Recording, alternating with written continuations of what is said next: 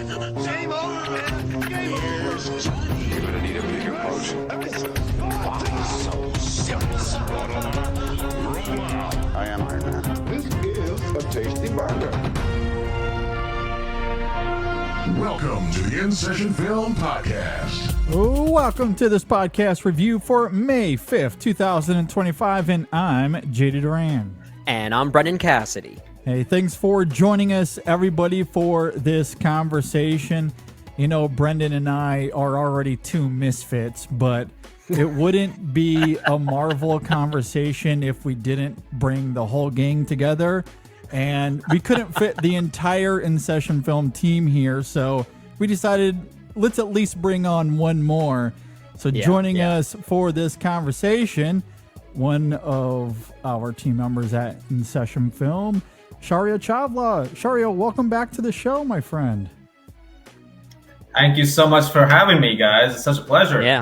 Absolutely. It's great to have you back here, especially because you and I finally get to interact. The last time you were here on the show, you were filling in for me as I tried to keep my sons out of trouble at Walt Disney World. So I do appreciate you filling in for me. That was a really great conversation you guys had on a movie that I have already forgotten about. So I'm glad that you guys held the fort down for that one. That movie was so bad. I just remembered that movie existed.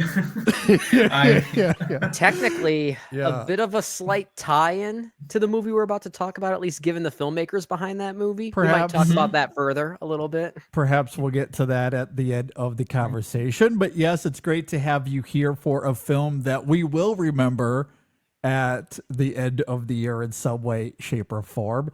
I'm very excited to get your guys' thoughts on Marvel's latest Thunderbolts. Kind of is the title, not really. Marvel is changing it as we're speaking. They were not kidding. That asterisk. They were not kidding. It meant something. Yeah. It did mean something, and for good reason. Thematically makes a lot of sense. And they are not holding back in the marketing either, fully exploiting it. I'll tell you what, the marketing of it is the thing that's surprising me the most. I think a lot of people had some speculation, perhaps even correct speculation, as to what that asterisk meant. I wouldn't necessarily say that was a surprise, but the way that it's being handled in the marketing right now is kind of surprising. I think that's really interesting. Yeah, I mean, I know this has riled up some, at least on film Twitter. I don't have a particularly strong take on it, other than I don't think it really matters all that much because it was spoiled the moment it was released in the theaters.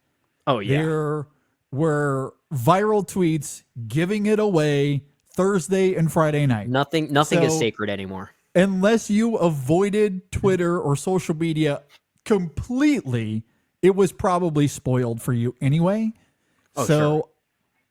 Putting on my marketing hat, I don't blame Marvel for exploiting it at all. In fact, I would do the same thing. They probably wanted to keep it close to the chest for a longer period of time. They probably did, but they probably realized they had no choice. They had no choice but to feed into the algorithm at this point. You mean like A24 saying we're going to release this trailer tomorrow, and then Spike Lee just puts it on his Instagram right away anyway? But that's more of a Spike Lee thing to do, I feel. Exactly. I mean, really, there's no difference here. Spike Lee put it out. We might as well get ahead of it. Here's the trailer. That's more or less what Marvel is doing here. Yeah, I guess that's fair. Yeah. Now, pretty soon, Spike Lee will be directing a Marvel movie. That's definitely not going to happen. That's not going to happen.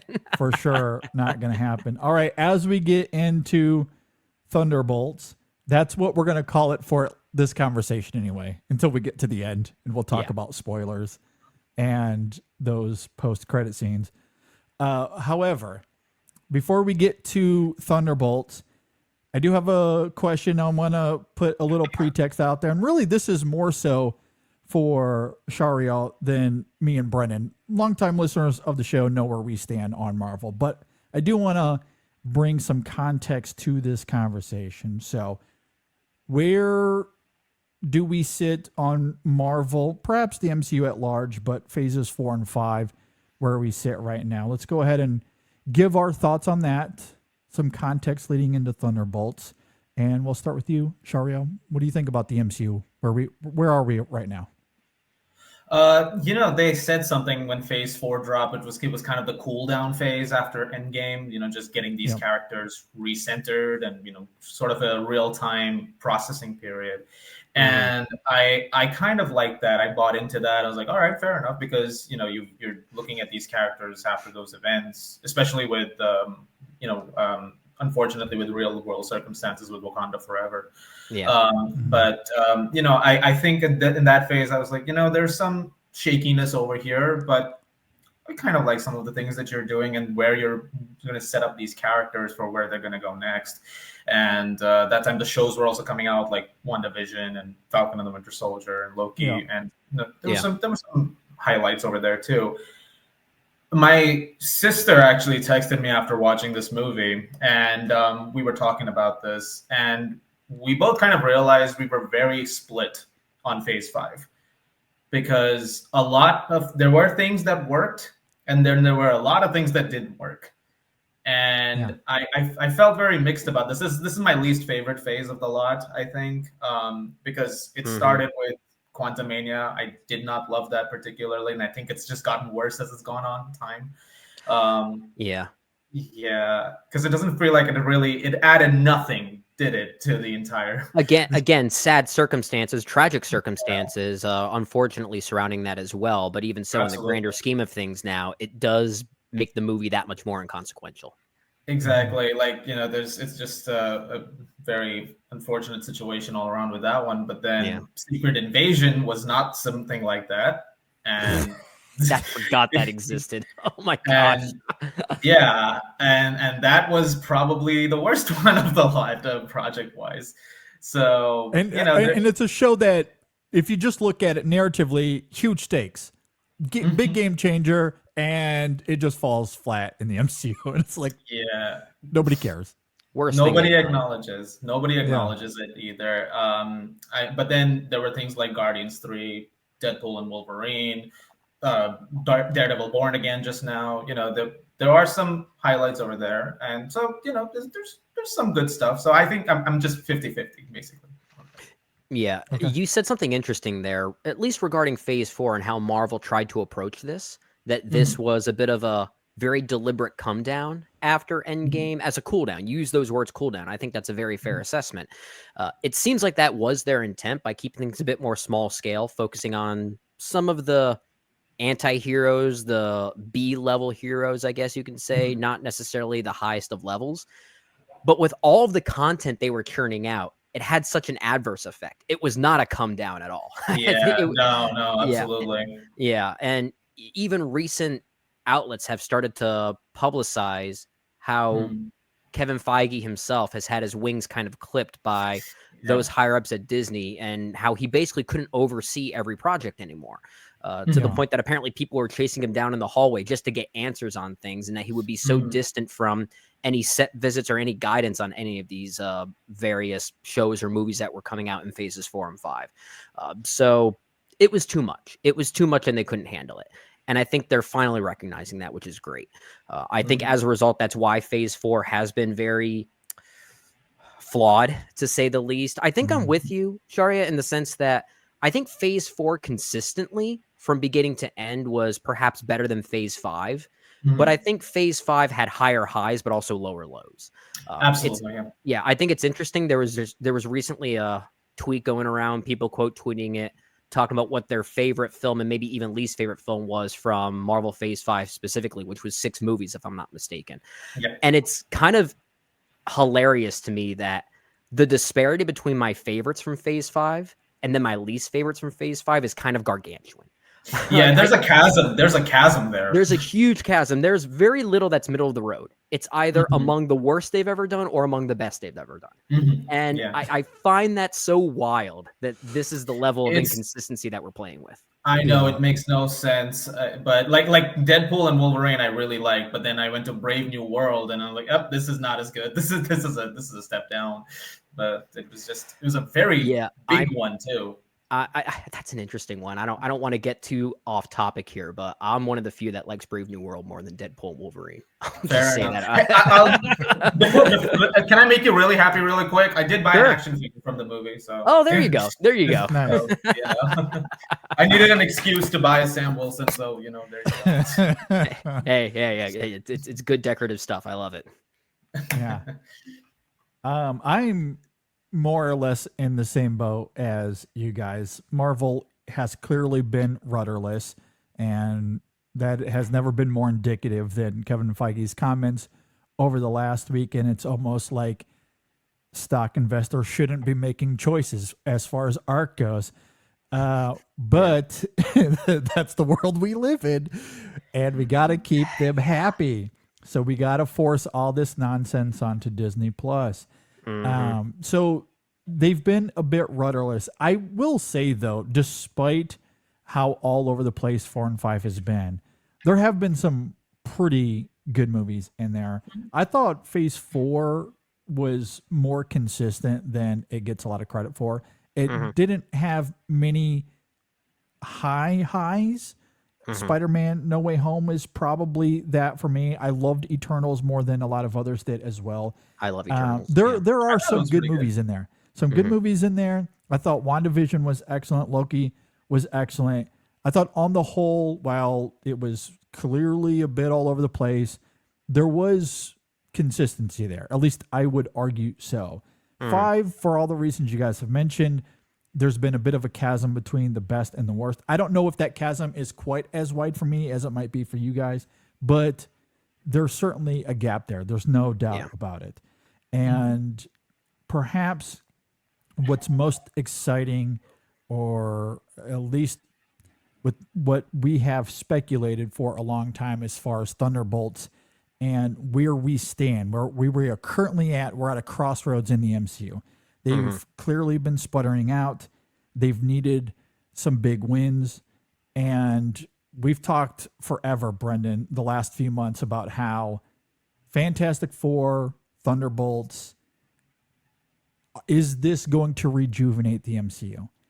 Perhaps more specifically, we maybe incorrectly threw that more at Fantastic Four. We'll see when we get to July how Fantastic Four plays into this. And it might in a great way. I'm still keeping my hopes up for that film. However, Thunderbolts is certainly a major factor here with the MCU and where they are going to take us. And you couple that with the new direction they've had to take, moving away from Kang, going toward a different vision with Fantastic Four and X-Men coming in, and now getting into Secret Wars and Doomsday. I do think Thunderbolts and Fantastic Four did have some sort of stakes as far as where is this franchise going to go? Is it something that people are still going to be excited about? And we got our answer. We did get an answer over this last weekend with Thunderbolts, and I'm very excited to dig into that a little bit further here. So with that laid out, if you guys are ready, we'll go ahead and jump into this. All right. Thunderbolts asterisk. Thunderbolts asterisk, directed by Jake Shaurya. It stars Florence Pugh, Sebastian Stan, Wyatt Russell, Lewis Pullman, David Harbour, Hannah John Carmen, Julia Louis-Dreyfus, and a bunch of others that come and go throughout the film. If you're not familiar with Thunderbolts, I imagine most of you are, but just in case, after finding themselves ensnared in a death trap, an unconventional team of anti-heroes must embark on a dangerous mission that will force them to confront the darkest corners of their past. All right, let's jump into this. I'm really, really excited to talk about this film. We'll start with you, Shaurya. What did you think about Thunderbolts? Asterisks. Always got to throw that in there. Yeah. Yeah, gotta put that in there. Yeah, I really love this one actually, and I think I went and saw it twice actually already. So which is not something I always do with movies nowadays, especially because ticket prices, timings, you know how it is. Sure. But this one I was like, yeah, no, I want to go see this again, which I think is pretty good mark of a movie at this point. And I really loved these characters coming together, which makes so much sense because throughout phase 4 and 5, we've met a lot of these like people, and I've Yeah. been sort of wondering in my head, it's like, when are we going to see them again? What have they been up to? And so the idea of taking sort of the lesser, the supporting, the forgotten characters of some of these guys and bringing them together to tell this story, I think they handled it well, and I really like the entire team dynamic that they had. Yeah, I really dug this as well. And I'm wondering if I enjoyed it so much because it is such a breath of fresh air in a sea of recent MCU mediocrity. I wonder if it's mostly a breath of fresh air because it's, almost guilty by circumstance, or if it is genuinely as good as the hype is suggesting. And I don't know if I'm ready to answer that question just yet. But I will say I felt something during this one that I haven't felt in an MCU film in a while. And also, I'm not sure if I've ever really felt anything like it while watching one of these films, particularly in how it handles theme, which I'm sure we'll talk about. It feels very different and sophisticated for not just a Marvel movie, but for most big budget movies nowadays. And I think that's what's pushing me even over the edge as to kind of loving this thing. Like I said, I wonder how I would have reacted to this had I seen it maybe 10 years ago. If this came out around the phase 3 output, if the reaction would be any different. I don't know, since we don't have that time machine and that what if scenario. But there is something about the sophistication here that I did find very thrilling and very new and very intriguing. And if anything, I think it's just great to get a Marvel movie now that finally feels like a movie, that doesn't just feel like content and doesn't feel like it's pigeonholed by necessary homework. In fact, I think this is one of the best MCU films at riding that line between standing on its own while also being supported by the movies and shows that came before it. There is, of course, a lot of exposition here to get us back up to speed, but this feels a lot like Jake Schreier and his writers, Joanna Callow and Eric Pearson, really took careful consideration into how to draft that exposition in a way that feels more naturally communicated as opposed to just data dumping. Because we've seen a lot of and heard a lot of data dumping and plot lines given to us in much of phases 4 and 5. Most of those movies just felt like trying to get the audience to remember where we were. And this doesn't feel like that. This really feels singular while also feeling of a piece with a grander thing. It's very refreshing to see a movie like this that, again, feels like a movie. And I was really glad about that. Yeah, this is one of the best MCU films. I would go as far as to put this in the top 10 for me. I absolutely love it. I'm thinking, Absolutely loved it.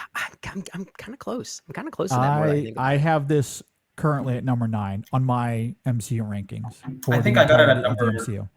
I think I got it at number 12 right now. I was just checking. Yeah. Sorry. Go on. I loved every second of this film. It's exactly what the MCU needed right now as they're pivoting into a new phase, literally, as this was the end of phase 5, but also in terms of the Fantastic Four and the X-Men and a new iteration of the Avengers that we're getting. And it's ironic because for the longest time, we thought this film would be fleeting and minuscule in the larger context of the MCU.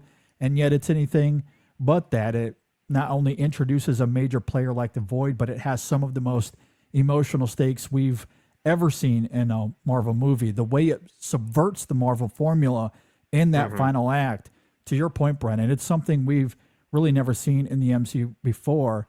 In fact, there's really only one film that came to mind for me that I think is comparable. And I'm curious, Brennan, if you know where I am going with this, because we have talked about this film a lot over the years. Is it a Marvel film or something totally different? It's an MCU film.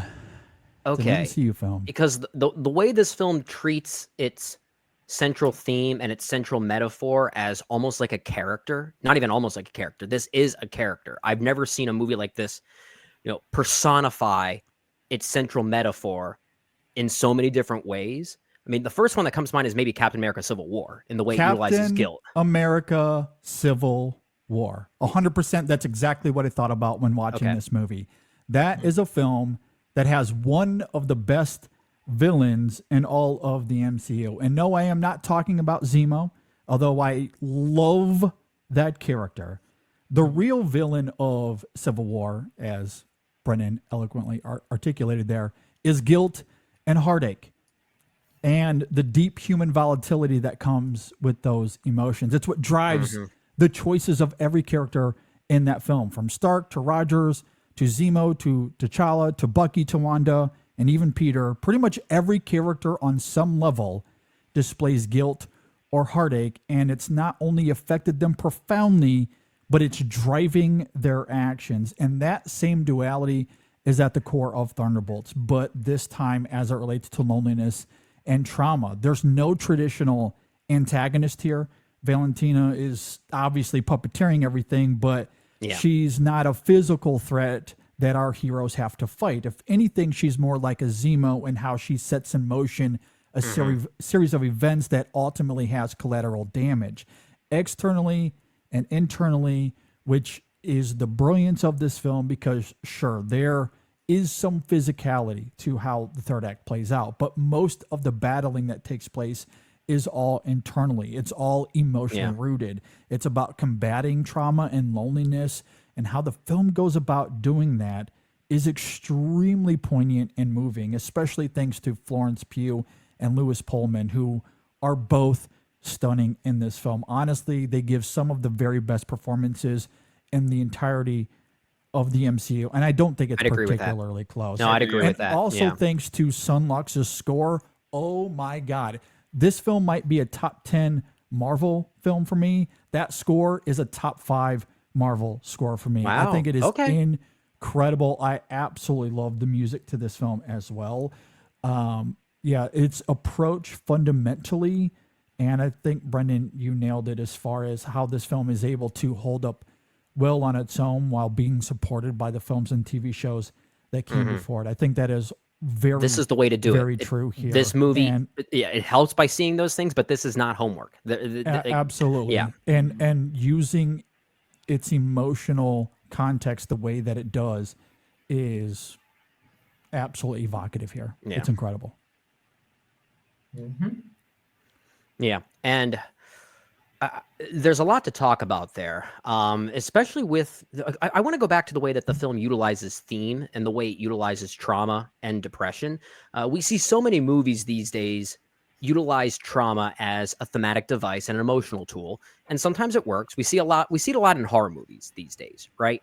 And I'm not going to say that Thunderbolts is the most insightful or even accurate depiction of it, but it is one of the few times that I feel like it was using it in a way that made me want to actually read up on how licensed therapists are going to react to this movie, which I actually think is a good thing in a way, because it does actually provoke a thought out of you in the way that it's visualized. And like I said earlier, sort of to intercut your thoughts there, JD, I don't think I've really seen a modern blockbuster tap into a theme like that that's also utilizing it as a metaphor, a central metaphor, also as a villain, quite a literal villain, and as a theme. And it's trying to toe this line in many different directions, and actually does so very successfully.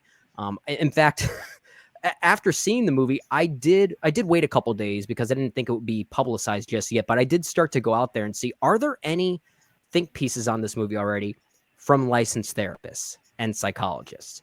And there actually are. There was actually one that I found on Psychology Today from Aaron Brinson, who I gotta find what he actually wrote down here. But he talks a lot about the concept of avoidance and how that is a common tool many people battle with when they're dealing with these types of symptoms. Yeah. And talks a lot about how that avoidance actually makes each character worse in the long run, and how they retreat into this mind and is trapped into a void by their respective PTSD symptoms. And that's actually a quote from his article here. I think we should link to it because I actually think it's really insightful. But the way that some of these individuals even utilize certain vices to keep their avoidance at bay, it makes sense. You know, like Yelena throwing herself into work and alcohol is a very common attribute for many people dealing with these symptoms. I think it's really quite clever and really quite stimulating in the way that the film handles these things in a very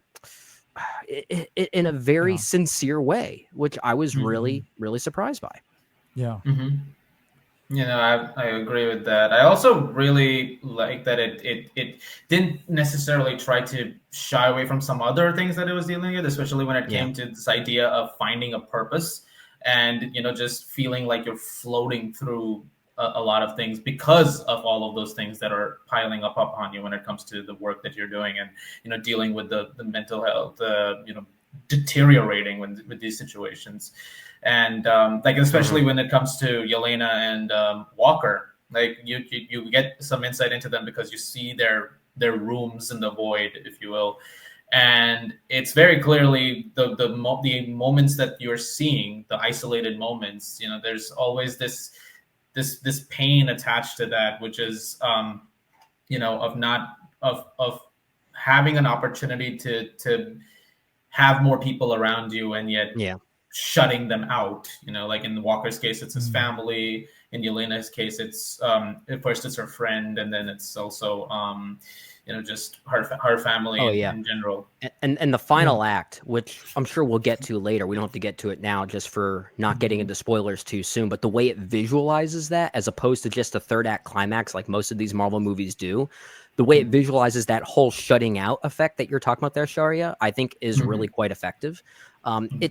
It reminded me a little bit of Interstellar in a weird way, just given sort of the manipulation of reality and how like all these different rooms and the way that it sort of like creates this sort of like surrounding cube of sorts where they're all in their individual sectors in different timelines and things like that. But it has a very it has a very like almost outer level kind of thing. It's hard to explain. It actually really is quite surreal. But I think it visualizes that idea of closing things off and finding this safe space. And which is something that I think many people can relate to who have gone through situations like this. Yeah, I agree. Like that surrealism here is incredibly creative. It's emotionally cathartic, and the symbolic prowess behind it in terms of the visuals and how it taps into that idea of facing your demons and finding light in the darkness, which is such a powerful through line here. And I think tethers very well to what you were talking about, Brennan, as far as avoidance. And even to your point, Shaurya, as far as purpose goes, one of the more compelling aspects to this film is Alexei specifically talking to Yelena, but I think it is applicable to a lot of these characters as far as this little flicker of light that he sees in her. That's a through line, a motif that he brings up a couple of different times throughout the film. It is sometimes brought up as a joke when Yelena shows up at his apartment and he says something to the effect of, okay, your coldness is even cold by Eastern European standards, which is a funny little line. But later on in the film, there's this really touching moment, even in the middle of action. They're in the limo and Bucky is, about to save them. And he says something to her about how he still sees the light in her eyes. And you talk about a moment of performance. This is a brilliant little touch, a subtle work of craftsmanship that I absolutely love, because it's this beautiful cutaway just outside the car, outside the passenger side car where Yelena is looking. And you just see her looking away as Alexei says those words, as if she wants to believe it. Yeah. But she doesn't know if she can. It is beautiful. And again, what I love about this film in that while it's a Marvel movie, it doesn't want to hold your hand like a lot of its ilk does. This is a film that is fully reliant on its symbolism. It lets the visuals do a lot of the heavy lifting and the performances. And that is a great moment in this film that helps bring heft to the symbolic power of this film and how it taps further into its ideas. I also think of that moment of Bob at the end of the film when he's striking the void and becoming consumed by the darkness himself, as to suggest that being violent and hating yourself only makes the problem worse. That's another brilliant use of visual symbolism here without the film hand-holding.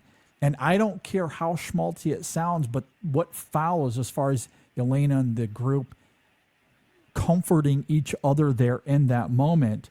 I don't know about you guys, but a good hug, that shit will save your life. Oh, that certainly did mine. I loved it. I absolutely loved that moment. I am sure you and many other people out there were thinking of Inside Out when that moment happened. Sure. Yeah. Yeah. Yeah. But anyway, this is kind of the inside out of the MCU in some ways, at Yeah, least it in the is, way that yeah. it handles its Yeah. themes in a mature way, but also addresses something that many people might be afraid to talk about that feels maybe a little bit taboo, whether it be the notion that it's okay to be sad when you're young, or what it means to actually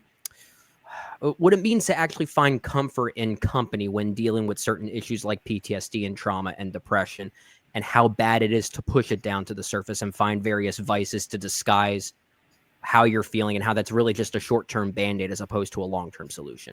I think the film is getting into really sophisticated ideas and does so in a very emotional way. Yeah.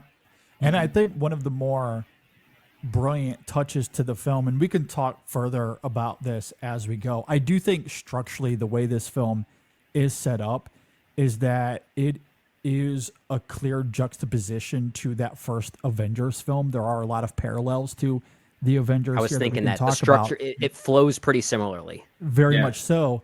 And when it comes to the film's themes, there's this great duality with how this film crystallizes on an emotional and thematic level that is a clear juxtaposition to the Avengers. And I think that's my favorite thing here. I don't think the Avengers of that first Avengers film could have won in this film. I don't think they would have. And I I don't agree. care I if agree. that makes the nerds upset. This film is an answer to the idiom hurt people, which is true. But Yeah. also broken people save broken people. It had to be this group of misfits. They were the characters who could most relate to Bob and truly profoundly relate to his depression and trauma. I love how that is executed in this film, from how they come together out on the streets, saving all of the people there as the debris is falling, and even coming together with that moment there with Walker and that giant boulder that they had to toss away. And then as they get into that surrealistic Charlie Kaufman-esque sequence that I think is fantastic. And everything that You're plays right. It out is there. being John Malkovich in a way. It's very being John Malkovich. Yeah. And how that all comes together, as we were just talking about, like it had to be these characters in this specific state that makes it work. So like as much as they could never fight against Sentry, sure, maybe the original Avengers team could take on the Sentry. The Thunderbolts definitely couldn't. But on the reverse side of that coin, the Thunderbolts could only pull off what they did. The Avengers certainly could not. And there is power to that emotionally here. Yeah. And I was very much struck by it. Yeah. You know what? I'll tell you this. I'll follow up that point about the original Avengers couldn't have done it. It's funny because we were just talking about Civil War and how there are the characters in that are dealing with what they are in the moments that they get a chance to, especially with Tony and with Steve. And I was just thinking, like, when you look back on the MCU canon, I just did a rewatch of Phases 1 and 2 very recently. Okay. When Tony gets hit in the first movie, the first Iron Man movie, and he's in the cave and he's building Mark 1 eventually. Like, it's a tense moment, but it's also one of those things where he knows his skills, so he's like, oh, I can get out of this. Like, he manages to work it There's out. something believable about it too. Like Exactly. Yeah. And like the fact that he knows what to do, and then he uses that to create more advanced suits. And even when it comes to the blood toxicity in Iron Man 2, it's like, I can find a new way to get through this. I'll, like whatever hints have been lying around, create an element and all that. It's always this, he always has a path. There's always something. And I remember the first Avengers happens and he sees the Chitauri. He sees them coming through the wormhole. And it's the first humbling moment for him, where it's like, oh my God, I am not the most powerful being in the universe, that kind of thing. Yeah. You know? And I think that's the first time you get somewhat of a peek behind the curtain. But so I feel like if that had gone, that Iron Man, that version of Tony went up against Sentry, the Void, you don't have that emotional clarity yet. Yeah. He hasn't found it yet because he still is like, I know what I'm doing. I'm just gonna use my advanced tech to get through this. And it's like, no, you're still not fully at that point where it's like, this is not about tech. It's not about, advances. And I think that applies to every character in a lot of ways. I think the most common through line where you get where someone would have been perfect in the situation ends up being her sister. That's Natasha.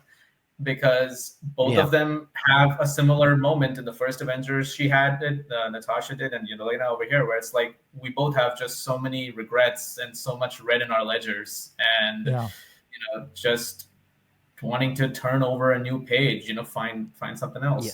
Well, sure. I think what you're saying there, Shaurya, is why this is such an interesting parallel to that first Avengers, not just in the similarity of its structure. I think the use of escalation here is actually very similar. Like they have very similar flows in many ways. Yeah. But I think that first Avengers, as you're talking about there, it is, again, very much about broken people learning to work together, but it's a different kind of brokenness in that movie. That first Avengers was more about the physicality of their brokenness and learning to work together and how different that they were. They hadn't quite reached that emotional breaking point that these particular characters in Thunderbolts have reached as to why they were the right people for this particular job, fighting against the Void. And I just think it's so refreshing that we're able to get a Marvel movie like this that really does feel more like a symbolic and performative exercise. It still has the Marvel isms that we come to expect in a movie like this, but even the action sequences here feel a little tamer by comparison to some of these other movies. They don't quite go for the oversaturated color schemes. The camera doesn't move very frantically. It's actually pretty stationary. There was that A24 trailer that was really just a straight up joke about how this was kind of an independent film in disguise, but it does kind of have some of those qualities in a way. Compared to the rest of them, I mean. Well, I think, again, like I said in my opening thoughts, guilty by association, right? It is kind of the indie film in many ways of the MCU. I mean, when you compare it to the previous movie, which ended with Red Hulk destroying the White House and half of Washington, D.C., it's a much smaller movie. And none of it looked real, yet everything with the Void here looked real. So it just goes to show, like, sometimes less money on screen will do you some favors.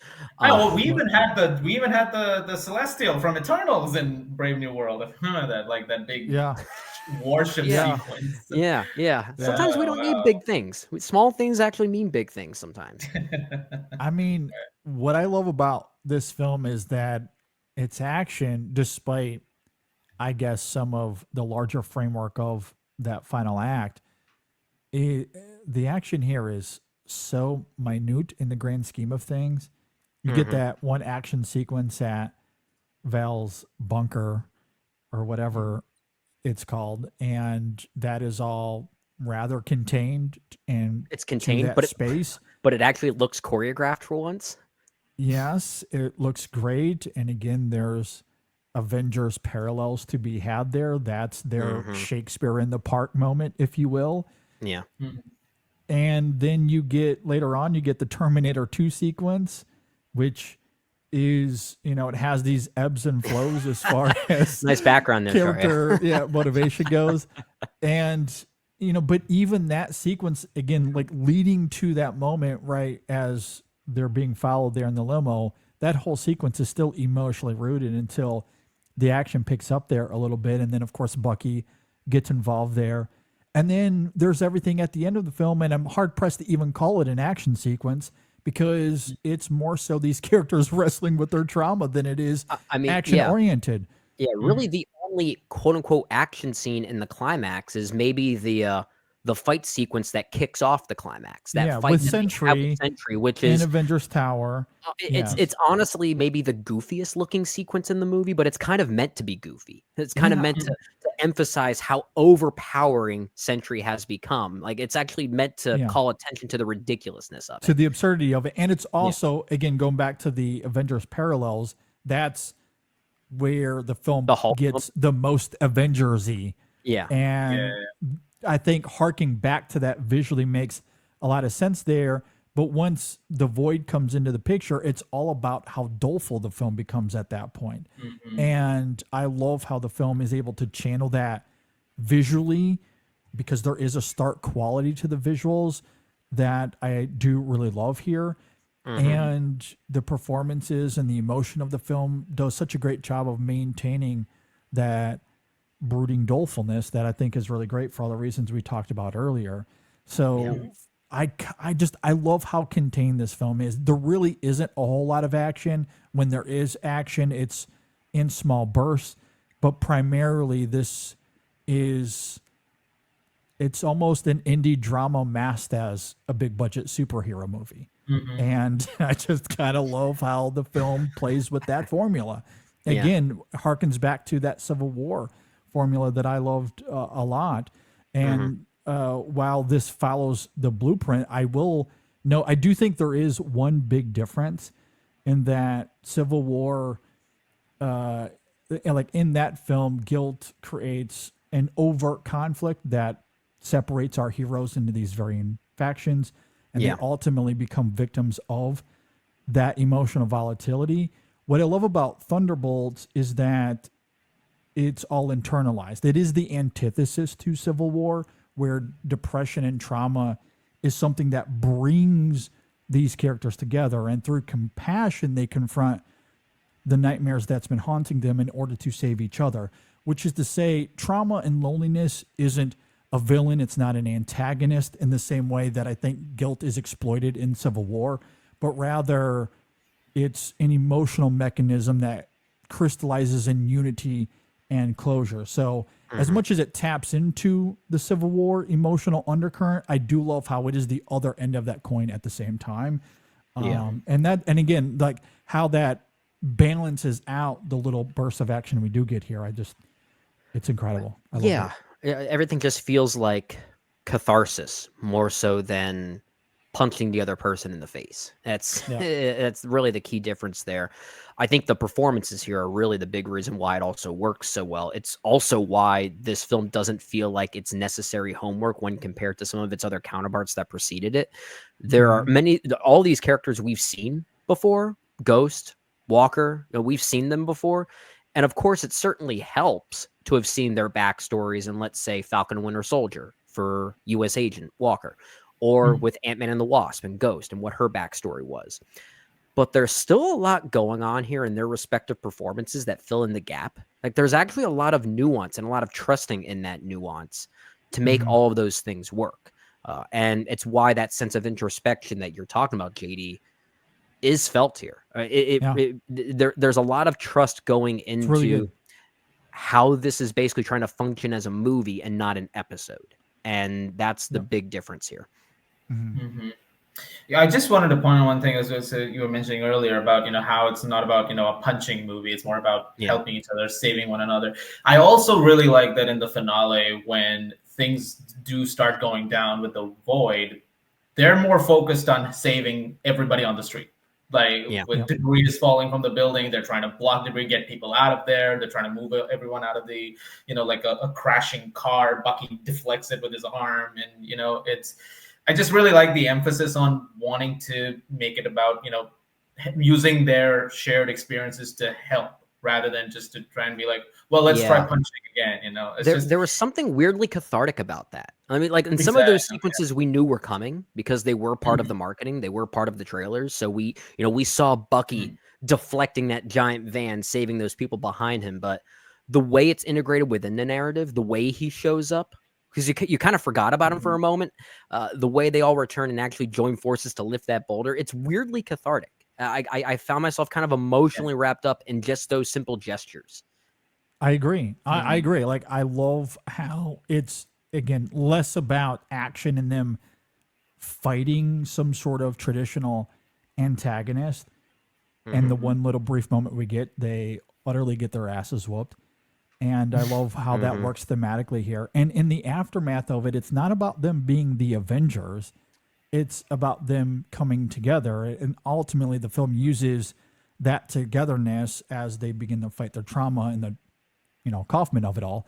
That is really great. But it does begin with that street sequence, which, fun fact, takes place on the same block as the first Avengers film, where you get that money shot of the Avengers coming together.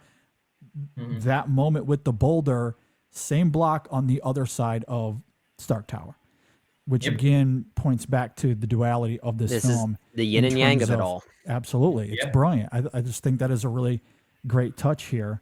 And emotionally speaking, I completely with you, Brendan. I was pretty blown away by it. And I think the film builds up to it wonderfully. You were talking about the performances here and how the film utilizes these characters. I know there's been some pushback against that online, at the very least, in some of the discourse. Yeah, well, that's why I But- brought it up. Yeah, because Yeah, and I do want to push back against that as well, because I agree with you. I think the previous films and shows certainly offer some context. The performances here also help fill in those gaps. We do get the one glimpse of Walker, which I actually think is kind of brilliant and insightful, because it might not be the moment we would expect with him. It's not the moment where he lost the Captain America title. It's not him killing the guy on the street, as we saw in Falcon and Winter Soldier. It's a rooted in moment family. of parental and marital neglect.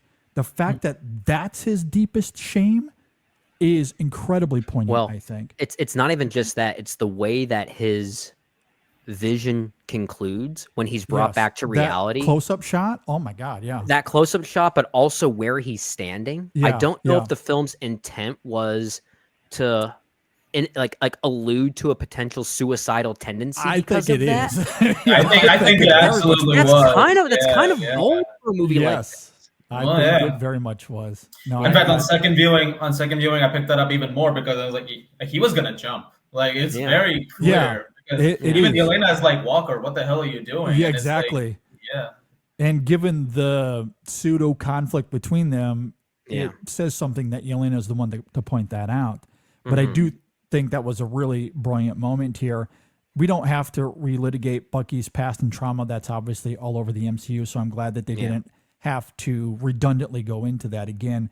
As far as Ava is concerned, I know we saw her the one time in Ant-Man and the Wasp, but I think that film outlines quite cogently her backstory. It doesn't take a rocket scientist to decipher what her trauma would be if they were to bring that into the film. The only character that is ambiguous at all is Alexei. And honestly, I think he's better served to Yelena's arc. That speech he gives to her on the streets near the end of this film, oh my God, slayed me. Absolutely destroyed me. Yeah. Specifically when he reminds her of why she chose to be the goalie on the soccer team. Oh my God, he might as well have been speaking to me. That's it was. I was thinking about you during that scene too. I was like, Oh well, my God, killed there me. are the JD tears. I know that's Oh, gonna happen there. Absolutely. And I did not expect that moment of it. Obviously, they reveal some of it in the trailer, but that moment, I did In not. the context, yeah. it's- Yes, in yeah. the context of it, especially, it's incredible. It's actually that's really good writing. That It is is. really good writing, and I think part of why this movie also works as a exercise in good script writing is that it only has 2 writers. It doesn't have 5 writers like most of these movies exactly. have. You don't need a that's dozen really- writers, 2 perfectly Yeah. adequate. And Yeah. even when it comes to Alexei, if we're being perfectly honest, I think we can infer that if it isn't Natasha's death, it's probably about him becoming irrelevant as the Red Guardian, something that is quite palpable early on in Harbor's performance, and the character speaks to it a couple of times early on. So, Which is why I his don't- lack of parenting for Yelena is just heightening that relevance even further Yeah. because it's another aspect of that. So Yeah. those nuances are here. You They are. don't need the literal context spelled out for you. I And agree. Sadly, Totally agree. so many Marvel movies in phases 4 and 5 especially have felt the need to spell things out because everything was homework. You had no choice but to spell things out. Otherwise, you would be lost. But this Yeah. is not a movie that's relying on that. It's No. trusting in that. Well, Yeah. and that's to your point earlier about how complementary this film is to previous MCU entries. Watching Ant-Man and the Wasp certainly very much helps, especially if you Yeah. like Ava in this film. Bucky's past trauma. I mean, if you haven't seen any of the other I movies mean, with man. Bucky, I mean, you might be in Where a have you little bit been? of trouble. Falcon and Winter Soldier certainly helps as well. So if you haven't seen any of those movies, yeah, maybe you will be a little bit lost. But this is a film that isn't trying to hold your hand or bring up, relitigate all of those things like other Marvel movies do. If you've done your homework, the film just it goes like it treats this film in a vacuum and leaves it as that. And I kind of Yeah, appreciate that. it's not like Brave New World, where if you didn't see the Incredible Hulk or Eternals, you were lost. You were absolutely lost. That was the first phone. That was the first phone call I made my family because my dad wanted to see Brave New World, and I was like, "Hey, Dad, what'd you think of the Incredible Hulk?" And he was like, "What?" I said, "Exactly." He was like, "Exactly." Yeah. Totally understandable. But yeah, I mean, I agree with you, Brennan. I love how this film expands on character depth and emotional fortitude without being wholly reliant on these other properties. And it's certainly not hand-holding by any stretch of the imagination. I do love that. And when you get performances like you do in this film and a score that really helps complement those performances, it's great. It's really great stuff. Yeah. As we start to wind down here, I know we want to get into spoilers. Can we quickly talk about the parallels to the Avengers from 2012? Yeah, I know we've talked about it a little bit here, but I do want to go through this because I did find it pretty incredible when you look at the structure of this film and how it's more or less an internalized darker version of that film.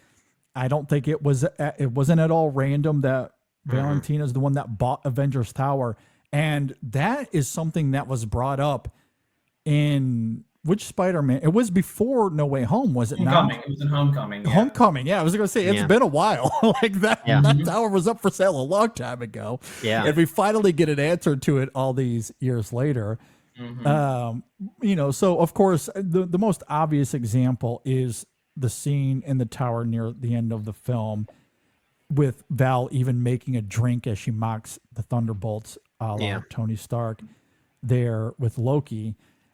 We talked about how, the fight between Sentry and the Thunderbolts is very much what we see in the Avengers there with Loki, but in an antithetical way, right? Where the Avengers have their way with Loki in the end.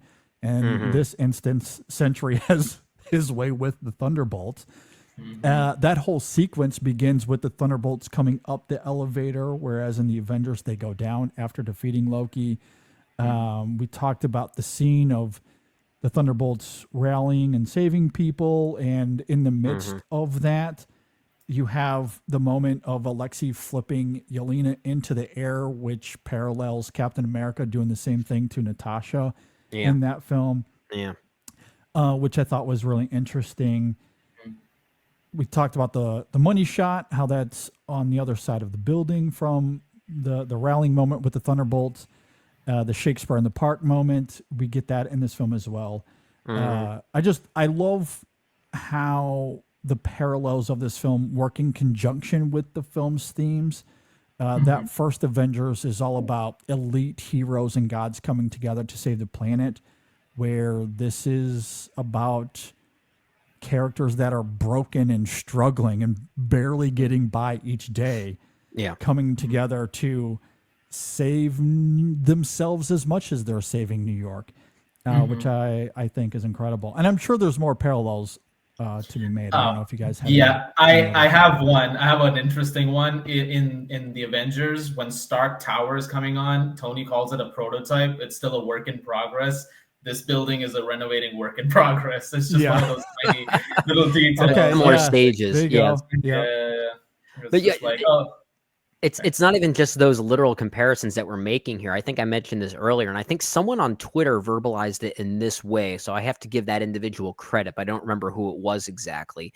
Talked about how the structure of this movie is so similar to the Avengers, in that both of these movies feel like they almost have a very lengthy escalating act one and then jumps right into act three, which I kind of agree with. I think that's really interesting and kind of clever. And that might not work for everybody, but at the same time, I think that's kind of interesting. Yeah. I mean, you could also include Sentry and Hawkeye as a similar motif where Bob is a part of the group, like Hawkeye was a part of the group until they were manipulated to going to the other side for a brief moment. That's a parallel that you could draw as well. Yeah, and I'm sure there's others that we're not thinking of here in the moment, but yeah, I mean, I do love how generally there's a lot of the Avengers in here for sure. Absolutely. Foundationally. All right, should we get to spoilers? You want to get to spoilers, sir? You guys ready for that? Let's do it. Anything Yeah, else? I really want to talk about my favorite character in the movie, Taskmaster. Okay. They really gave her such a great arc, guys. Yeah.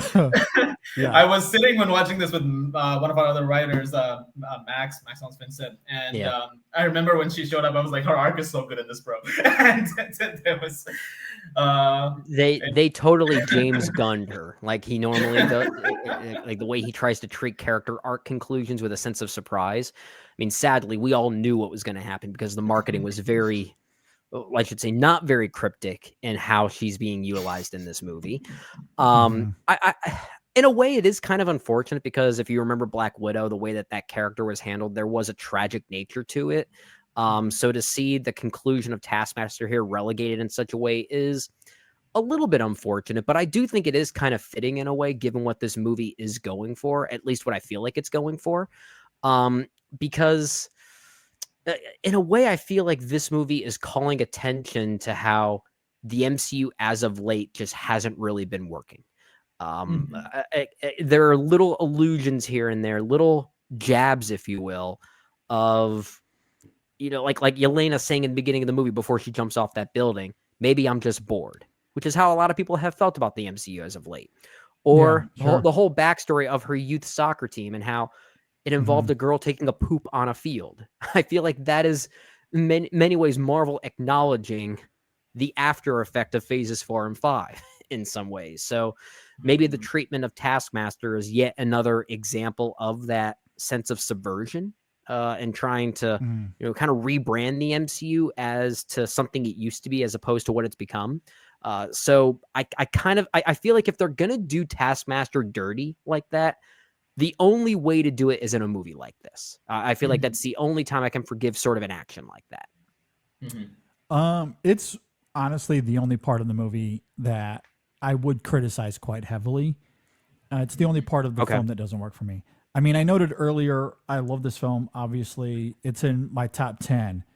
I can't defend that moment, though. I do think that is quite bad. And I think a lot of it comes down to a lot of what we've been saying in terms of what this film is foundationally, emotionally, thematically. It is a very hefty movie. And I love how it executes on that emotional prowess.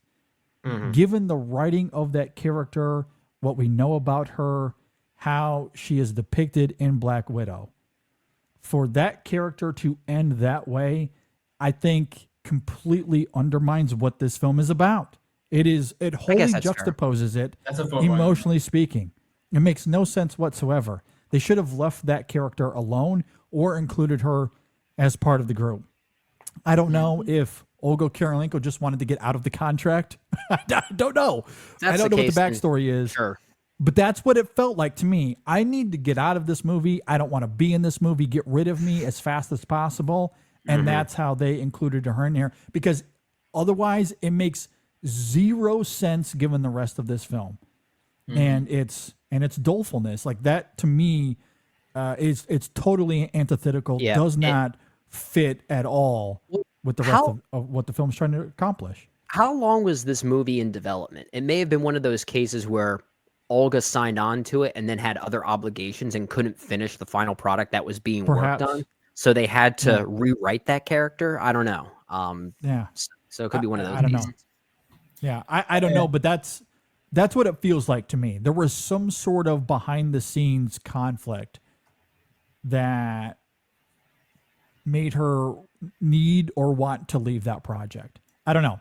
I don't know what it is. Maybe we'll never find out. Yeah, but the way Taskmaster is killed off here, I do think it is actively bad. Yeah, It works against this film. Let me go back and maybe I guess, add further context into how I guess I defended the utilization of Taskmaster here, because I think if there is any movie to utilize that sort of subversion, it is a movie like Thunderbolts, which is kind of addressing that in an almost meta way. There is a self-awareness to this movie, certainly more so than most of Marvel's output as of late. But perhaps they did attach that sense of subversion to the wrong character. I could certainly agree with that. Yeah. And I will say, if there is one maybe missed opportunity for me at least, and I don't want to say this as a criticism because it's more so me asking for the movie to do something for me, and it's not really fair to say, but if they were going to I guess surprise us in a way with a certain character, man, I really wish this movie would have just killed off Valentina in glorious fashion. I really wish it did. And in a way, it kind of felt like it was going that way. The moment between her and Sentry, which then cuts to the Thunderbolts. Yeah, it cuts to the Thunderbolts at ground level after having their asses handed to them.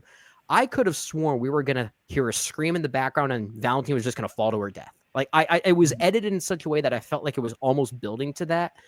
And if that was the case, that's kind of the film's fault for bad editing for just a brief moment to make me think that, because it doesn't go that way at all. But I think I guess in the broader scope of it, if there was one character to get away with surprising us in a very gloriously graphic way, Valentina was the one. I kind of wish they would have just nixed her like that. I kind of agree with what you're saying, but at the same time, I feel like it would have gone against the Bob's character then, because he doesn't really want to hurt anybody, and he's not really trying to hurt anyone. So I feel like even when he's like, I think he has like 5 different opportunities to kill everybody in the room during that skirmish that they have. Or there is a sense of confusion and timidity in him that we haven't really seen in a villain, of quote unquote villainous presence like that. Yeah, and that's a great point, because he even tells Val immediately after that fight is over with, why would I go after them? I don't need to kill them. They're not a threat to me. Yeah. And clearly Val isn't either. So him killing her, I agree with you, would have juxtaposed that moment. But he came close though, because he did grab her by the neck and was like, "You were gonna turn on me. You were gonna like." And maybe he would have if he wasn't interrupted. Certainly the closest character he could have come close to killing, as opposed to what he actually does, which is just transferring him into this black void. Which I will say, the visualization of how he does that, it happens a lot, and the trailers have given it away. It's still a very haunting image. It is a very haunting image in how that's handled. And what makes the movie work so well for me, or at least why I know this movie is working, is that it didn't make me question the logic of it. When a movie's not working emotionally or thematically, you tend to overthink the logic of it all. Logic just takes over. And if that weren't the case, then I'd be thinking about where are these people going? How are they not there with these Thunderbolts in the final act? Where the heck are they? And when they reappear, do they reappear in the exact spot? So if someone gets vanished in a helicopter and that helicopter crashes, do they reappear in the air and then fall to their death? Like, there are things about the logic that actually don't make any sense, and it's actually kind of convenient. But I was never thinking about that in the moment, which means the other factors here are working, and that's a good thing. That's a praise to the and I think one element of the film where maybe that's most effective as far as Sentry turning into the void and all of that starting to unfold, because as he starts creating a bit of chaos there, we have that rallying moment of the Thunderbolts. They're saving people, as we talked about. And then there's that moment of Alexei where he saves the little girl and the thing falls or whatever. And he's giving this endearing little speech to her, and then you get that immediate cut to the reverse shot of her turning into the thing. Did not see that coming at all. Like, that to me is, I think, where the stakes of the film elevated, especially because at that time we didn't know exactly what he was doing, what the consequences of that actually are. So for all we knew, she just died after he just saved her. And honestly, everybody that they just saved was blipped almost immediately. So I do love how the film toys with expectation there. And again, I think it complements what we were saying earlier in terms of how this isn't your conventional Marvel film. even in terms of the action, right? Because that's where the action is starting to unfold, and there's not really a fight to be had with the Void. It all comes through in this, ethereal way that I love the creative angle of that. I think it's incredible. Yeah. What's interesting? What's interesting is I read up a note from Jake Schreier about the movie right before it came out about the idea behind the Void's powers, and it's quite it's a crazy point, but which is about how he was inspired by the shadow effect from the bomb at Hiroshima, and that was what was creating that effect. And it's a wild point to make, but at the same time, I was like, I think that's why it was so haunting, because immediately you remember the images. It's like, that's why it feels so chilling, because that's because again it goes back to that idea of chilling that image. moment. In that moment you did not know that they were going into the sort of the void. So at that point you were like, those people are vaporized, they're gone. And I do wonder what they experienced in the void.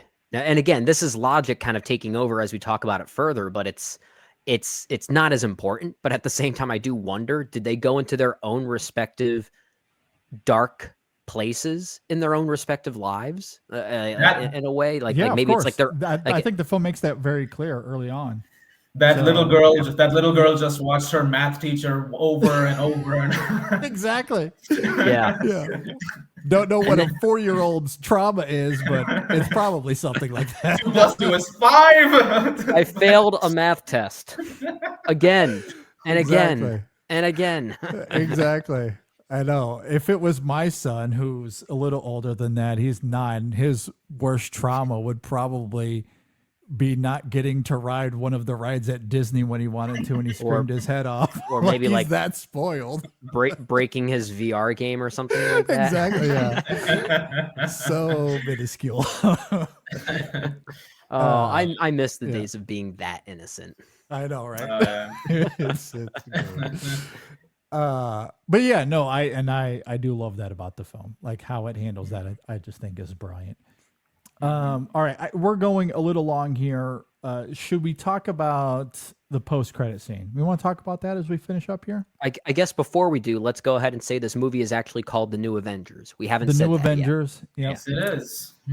The New Avengers has already been unveiled to the world. So I don't makes sense. I kind of figured that's what it was going to be, and I think it makes sense given this particular movie and how it tells its story. I don't have a problem with them calling it, quote unquote, the New Avengers. I mean, I'm still going to call it Thunderbolts. I do wonder how it's going to be publicized going forward. If IMDb is going to take that literally, if Letterboxd is going to take that literally, if they release it digitally on VOD as the New Avengers. I hope they don't, because then it could get confused with the New Mutants, which many people may have forgotten about. But I think the choice to go that route makes sense given where this story is going. No, I think it makes a lot of sense thematically and even narratively here with Val and her manipulation. And, I noted earlier the Taskmaster stuff didn't work for me. You could also argue all the stuff with Val early on, the whole courtroom nonsense. And the whole, that is a little bit of a slog as well. I understand that there is kind of a need for it given how it sets up the whole bunker sequence and even that reveal of the New Avengers. Perhaps that could have been a little bit more concise in execution. That might be my only other knock on the film here. That's fair. But yeah, as far as that reveal goes, though, I think that was handled right. And I love that little line from Yelena to her there at the very end of the film. We own you now. Yeah, exactly. So that should be a fun little dynamic going forward as well. Yeah, I did like the fact that they came back from the shadow and the press team was all ready to go with cameras and all that. I'm like, guys, don't you have any other questions about everything that just happened in the last 5 minutes? All right. Nope. Exactly. Nope. We have no other questions. Yeah, it's like, ma'am, how can you address the shadow? New Avengers. Wait, what? Exactly. Yeah. Although selfishly, I do prefer Avengers with a Z. Oh yeah. Exactly. Avengers with a Z. Here's my biggest question: the mayor, is it Fisk at this point of time? Because I would think so. What This does is he New have to York, say yeah. about this? Yeah. Yeah. What does he have to say about this? You know, I mean, I it's- know New York is big, but it's not that big. Yeah, it's like, like- we made it through, guys. Like, we did it again. Where's Yeah. Spider-Man in all of this? Where Well, where is anybody? Like, Yeah. I know people keep bringing that out, but could you imagine if Spider-Man actually did show up randomly in the final act of this film? That would also be really jarring. I mean, yeah, but also people would be like, "Oh, it's Spider-Man. Don't remember who he is." But it's Spider-Man. Exactly. They hold We true don't- to we don't the know events who of he No Way is. But Home. yeah. yeah. Any thoughts on the reveal of Fantastic Four? Lots of thoughts. You first. The biggest thought being that JD and I called it. Well, like most people, I think probably had the same theorizing that we did, right, JD? We can't Yeah. claim ownership in what we thought was going to happen with Fantastic Four and what will eventually happen in Doomsday. But it does seem very clear that this happy-go-lucky world that we're seeing in Fantastic Four First Steps, yeah, they are all gonna die, and we are gonna They're dead. see. Yeah, Yep, they're dead. totally They're dead. dead. That's going to be a movie about the end of the world. Is basically what that movie is going to be. Yep. And I will say this with regard to the post-credit scene itself. I come at it with two minds, because on one hand, I like that it's more in keeping with how these post-credit scenes used to be. It's actually delivering us a stinger on something that is going to deliver. It's promising something. So I appreciate that. It was apparently directed by the Russo brothers instead of Jake Schreier on the set of Doomsday. And if that is true, then I am scared for Doomsday because I think it looks like complete ass. I just think it looks horrible. I think it visually looks horrible, that post-credit scene. I think the comedic timing didn't work at all. That's the thing that scares me the most. I think the post-credit scene itself as a piece of entertainment was pretty bad, but I like the idea of it actually promising something that we know we're going to get. Mm-hmm. Okay. Shaurya, what do you think? I thought it looked fine personally. So I mean, you know, maybe it's because I'm coming off of Electric State and Gray Man and Cherry and all of these things, and I'm like, hey man, they finally made something that looks I like guess something. it's better than that, but Yeah. Like, it looks like something. I see some color with the costumes over there. That's nice, you know. Like, you know, we got a little something going. But you know, it's interesting because I think when the scene started, my first thought was Jake Schreier did not direct this because it looks visually. it feels so different. Yeah. Yeah, it really did feel like, and when they said that it was the Russo brothers, I was like, yeah, that feels like a scene out of something like Avengers Doomsday, and even the score in the background, like it's very Alan Silvestri. That Avengers theme is playing. Yeah. So Although the credits do actually give away what's about to happen if you pay close attention. which really bothered me. So I was at the Yeah. press screening for it first, and I was watching the credits, and I'm like, all right, you know, we're about to ramp up, and then I saw Fantastic Four First Steps theme. I was like, oh come on, like, Yeah. I was like, now I know it's coming, and it's Yeah. there for a long enough time that you can very clearly see it on screen. Yeah. So as soon as I saw that, I was like, yeah, I have a feeling it's gonna be that. But then at the same time, when you did see the spacecraft and the tilt happened, and you saw four, like, all right, you know, I'm excited. I want to see that, and you know, I want to see how they integrate these guys into it. And it's funny because you mentioned like they don't want to confuse it probably with the New Mutants. I said, you know, New Mutants is in the same universe as the X-Men universe, right? So that's in Doomsday. I don't know if they're gonna acknowledge that. I'm gonna take a wild guess and say that the New Mutants are not in that movie. I don't think so. No. I don't know. We'll see.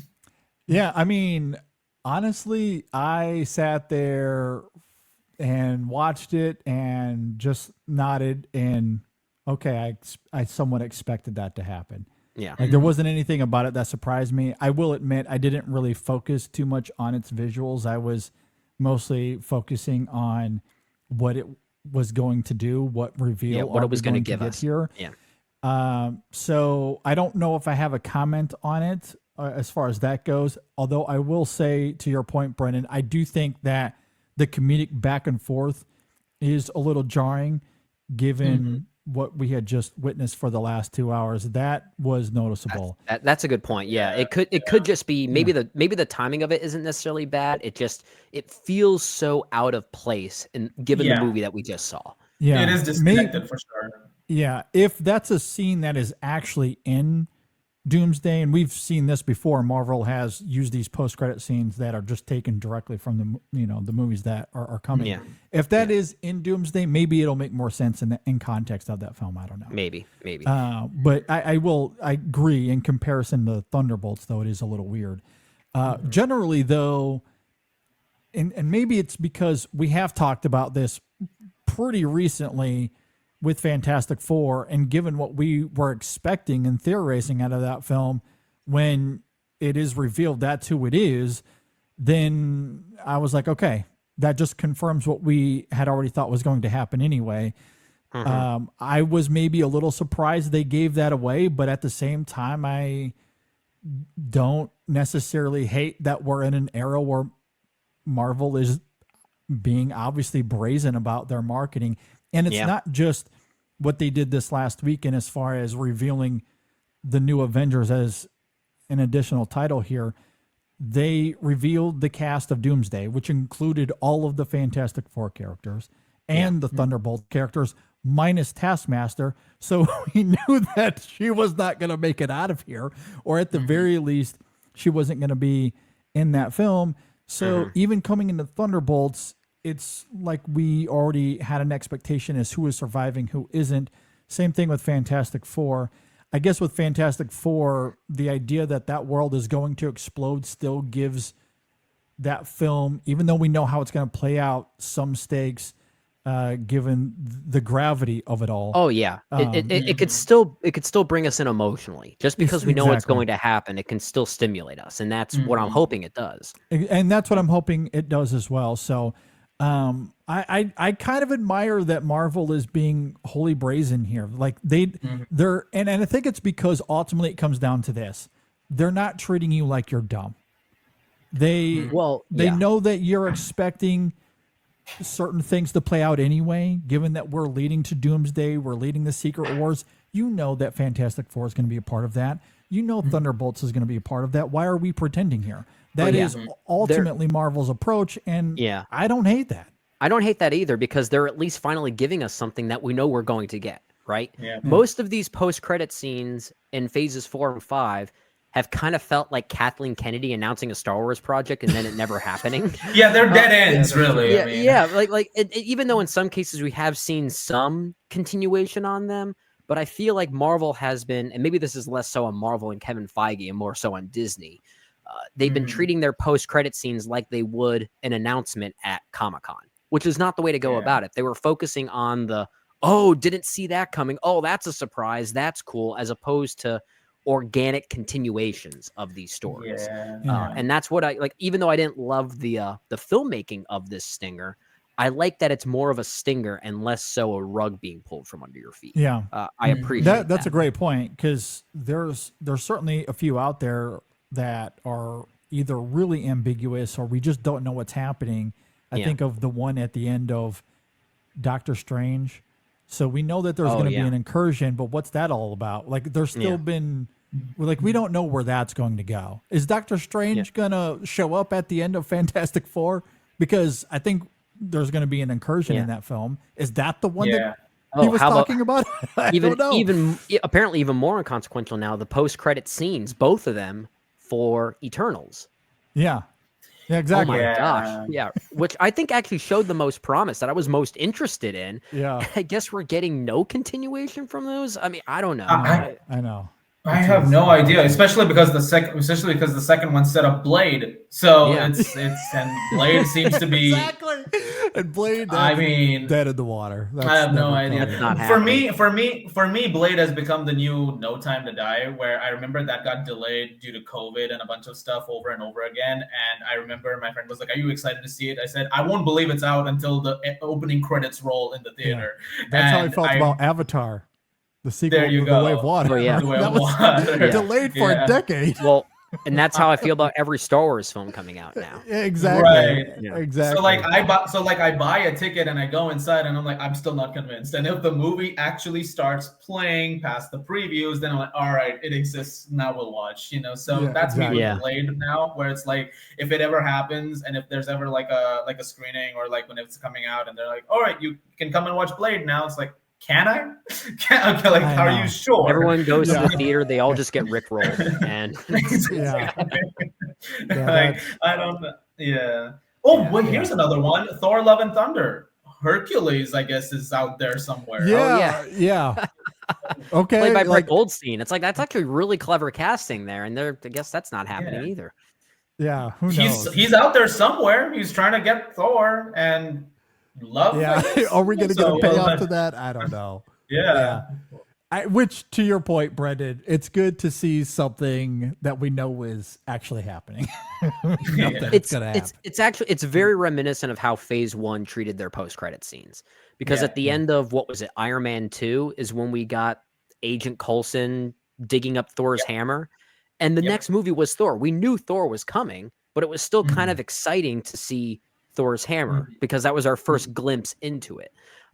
So perhaps this would have been more exciting if we actually didn't get a chance to see any Fantastic Four footage or marketing yet. If this was the first, no pun intended, if this was the first step of giving us the Fantastic Four, maybe it would have been more exciting and more purposeful in that way. Well, it goes back to how we opened this conversation. 4 and 5 have been mostly rudderless. And when you're rudderless, but you still want to do these stingers, what are you going to tease? You have nothing to tease because you don't know where you're going. If anything, the biggest problem plaguing Thunderbolts, and it's not really a problem that harms the movie, but it's sort of similar with Black Widow. That's a movie that came out way too late than it should have. And I think with Thunderbolts, given the material that we actually got here in the movie we got, Marvel clearly didn't know what they had on their hands. This really should have been the springboard for Phase 4. I think, and maybe not necessarily an introductory point, but at least a cap off for Phase 4 and bringing a team dynamic to set Phase 5 into place then. And that would have been the smoother way of doing things, I think. Even if you're going to open 4 with Black Widow, and probably necessary given the characters involved here, but you open with Black Widow and then another film or two down the line, you throw in this as your first team up post Avengers, probably would have set up things more appropriately for sure. I think so. Yeah. I mean, to be fair, we did get a team up with the Spider-Man right after Black Widow a couple of movies later, which was nice. But again, that was its own contained story. That was just Peter Parker's little moment. It really feels like Marvel just wanted to do the multiversal saga just to do that Spider-Man movie. Which that's is the only Maybe. reason why. It worked if that was the case. It ended up being one of their best multiversal stories. So I mean, congratulations on that, I guess. But because after that, there's been a lot of jumble stuff. I will give credit to this though. I remember Quantum Mania ended with that Council of Kang thing, and there was that aspect of what's going to happen to them now.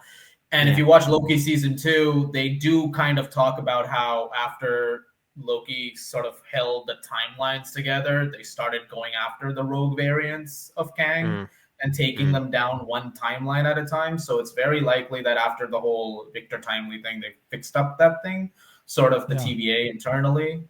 So they at least seem to imply that. So that gives you some kind of a closure. I guess that's a good point. That's a good point. Yeah. It's a perfect opportunity to say Loki rocks. Loki is one of the best things they've done, I think. It's fantastic. He's And by coming the back. he is coming back. By the way, shout out to Kate Herron. She directed all of season 1. She just did Last of Us episode 4 last night. It was fantastic. Oh, I didn't know she did that one. Okay, I'm slowly getting caught up on season 2 of Last of Us, but I haven't seen episodes 3 and 4 yet. Yeah. That's how Pedro Pascal got time to do Fantastic Four. There you go. All right, let's go ahead and wind down here. Any final thoughts you guys have on Thunderbolts / the New Avengers? Any final thoughts? It's certainly the best thing they've done in phases 4 and 5. As far as the movies are concerned, I think it's the best, and we'll talk about this later on the main show, JD, when we do our consensus ranking of phases 4 and 5, at least the movies specifically. Thunderbolts, I think, is the best one that they've done since Mhm. Endgame concluded. So of those 14 movies, I think it's the best one. So I'll at least say that now. All right. All right. Shaurya, what do you got? I mean, yeah, it's one of the better ones for me. I did like No Way Home a lot. I also really liked Guardians of the Galaxy 3, and I'm very unapologetically a huge fan of Deadpool. So for me, those movies are really fun for me. Yeah, and I like Shang-Chi as well. That was a really fun one actually. I liked it. That one's fun. Yeah. I like that. Yeah, but then absolutely, this is up there. This is one of the top shelf Marvels for me, absolutely. And All right. seeing it twice now, it just works really well. I'm glad you had that experience seeing it twice. I'm glad for that because it made I'm me dying wonder to how see it it was. again. Yeah, I'm actually excited to see it again too. I took my wife to see it for the first time. When I saw it for the first time, we went together, and even she loved it. And she's been very openly like bored with Marvel as well, and she thought this was great. So it's clearly working for a lot of different people. Mm-hmm. Yeah, I love it. As I noted, it's in my top 10 of the MCU. So it is clearly my favorite of 4 and 5. But again, to reiterate, I also love No Way Home. That's very much up there for me as well. Love Eternals. There are certainly others in those phases I do really like, but none of them top Thunderbolts for me. It has two of the best performances in the MCU. One of my favorite scores. I was rocking that score out yesterday in the locker room getting ready for my beer league hockey game, and it was admittedly a jarring experience trying to get hyped up for a hockey game and listening to that score, but it worked. I love it that much. Wow. I love it that much. I don't know. There's something about it that just gets me emotionally all riled up, and it got me ready for that game. But I can't stop listening to it. I think it is so good. I really Score. love it a lot. It actually has some personality, which is good. Yeah, it's phenomenal. And I don't know where this would rank, but I think that scene on the streets, that moment of Alexei talking to Yelena is probably top 5 scene in 4 and 5 as well for me. Probably. I'd have to do that homework, but it's very much in that This movie has a few contenders that I think can compete with having, some of the best scenes of these last two phases, I think. Absolutely love it. So, huge fan of Thunderbolts / the New Avengers, whatever you want to call it. I'm going to continue to call it Thunderbolts, but feel free to call it what you want, I guess. Yeah. Maybe I'll just call it the Yelena and Bob movie. I think that's also appropriate. Yelena and Bob movie, I like it. All right. With all of that said, if you agree or disagree with anything we had to say here, you can leave a comment below if you're watching on YouTube. If you're listening on Apple Podcasts or Spotify, hit us up on social media, Facebook, Twitter, Instagram, Blue Sky. Just search @InSessionFilm. You'll find us. You can always email us InSessionFilm@gmail.com as well. Shaurya, thanks for being here. Really appreciate you. It was a pleasure to get you back on the show. It was an absolute pleasure to be back. Yeah, absolutely. Tell us about all the fun things you do on the internet. Where can we find your work, and where can we find you on social media? So you can find me, I guess, now on In Session, because this is where also. There you go. There you go. In Session plug. There it is. The very first one, Shameless plug. And nowhere else. You're done. Stop talking. But yeah, I also have a YouTube channel, which is just my name, Shaurya Chawla. You can find me over there, where I cover movies as well, and where I really want to have you guys on us at some point as well. Absolutely. Would love to. Absolutely. Would love to talk to you guys about some movies there. And there's a lot coming out. So, definitely look Opportunities. forward to that. Absolutely. Speaking of opportunities, which currently weekly, I'm also covering that show, that video games show over there. So join me over there for some weekly breakdowns for the rest of season 2. Nice. And I'm also on social media, very easy to find under my name. Very easy handle. Yep. Be sure to go and give Shaurya a follow on his YouTube channel. Check him out on social media. Of course, as he noted, you can find his work at InSessionFilm.com as well. I really do appreciate you being here, my friend. Do want to note that we have another review coming out this week as well. We're going to be talking about Another Simple Favor, and that is available on Amazon Prime right now. So you can go and give that one a go. We'll have a conversation for that. Episode 635 will be coming out soon as well. We're going to be talking more about Thunderbolts, more about the MCU. I think Brendan and I are going to be doing a consensus ranking, as he noted earlier, and some other fun things to talk about. So you can be on the lookout for that. And, of course, Women in Session later on in the week as well. With all of that said, thanks again, Shaurya, for being here. Thanks for listening, everybody. Thanks for watching. We'll see you next time on the In Session Film Podcast.